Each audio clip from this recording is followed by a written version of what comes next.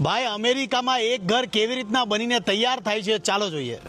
અમેરિકામાં પોતાના ઘરનું સપનું કોનું ના હોય, એટલે જ એટલાન્ટામાં આવેલા વીરા વેન્ચરના 5 BHK બંગલો જોવા માટે અને તમને બતાવવા માટે આવી ગયો. અમેરિકામાં દરેક ઘરો લાકડાના બનેલા હોય છે. ડગલસ ફર અને સાઉથર્ન યેલો પાઇન જેવા મજબૂત લાકડાથી બનેલા આ ઘરોની ડ્યુરેબિલિટી 50 થી 70 વર્ષની હોય છે. ઘરની મજબૂત સીડીઓ હોય કે પછી દમદાર રેલિંગ હોય કે પછી બાથરૂમનું ફિટિંગ હોય, વીરા વેન્ચર કામમાં કોમ્પ્રોમાઇઝ ક્યારેય નથી કરતું. ઘરની એન્ટ્રીથી લઈને ઘરના તમામ રૂમો વાસ્તુશાસ્ત્ર મુજબ તૈયાર કરવામાં આવ્યા છે.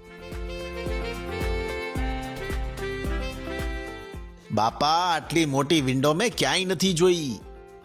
લાકડાનું ઘર છે તો સ્વાભાવિક વાત છે કે એક પ્રશ્ન આવે કે આમાં કરંટ લાગવાનો પ્રશ્ન ન રહી શોર્ટ સર્કિટના. પહેલા તો કમ્પેરેટિવલી 110 વોટનું પાવર છે. દરેક વસ્તુનું ઇન્સ્પેક્શન પ્રોપર રીતે થયેલું હોય છે. ભાઈ અમેરિકામાં રહેતા એટલાન્ટા હોય, સાઉથ કેરોલિના હોય, નોર્થ કેરોલિના હોય કે પછી સવાના હોય, તમામને કહીશ કે ઘર હરેક લોકો બનાવતા હોય છે, પણ જે ઘરની અંદર ભાવ હોય, જે ઘરની અંદર પ્રેમ હોય, સુકન હોય, આપણા માટે શુભમય હોય, એવા ઘર અમારા વિશાલભાઈ બનાવે છે. તો એમનો કોન્ટેક્ટ કરજો. તમારે ઘર બાય કરવું હોય 5 BHK લક્ઝરિયસ સારા હોમ બાય કરવા હોય તો વિશાલભાઈનો કોન્ટેક્ટ જરૂરથી કરજો. જય માતાજી, જય શ્રી કૃષ્ણ.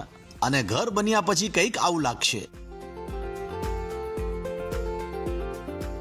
ઘરના લિવિંગ એરિયામાં બેસવાની મજા કઈ અલગ છે અને કિચન જોશો તો જોયા જ કરશો.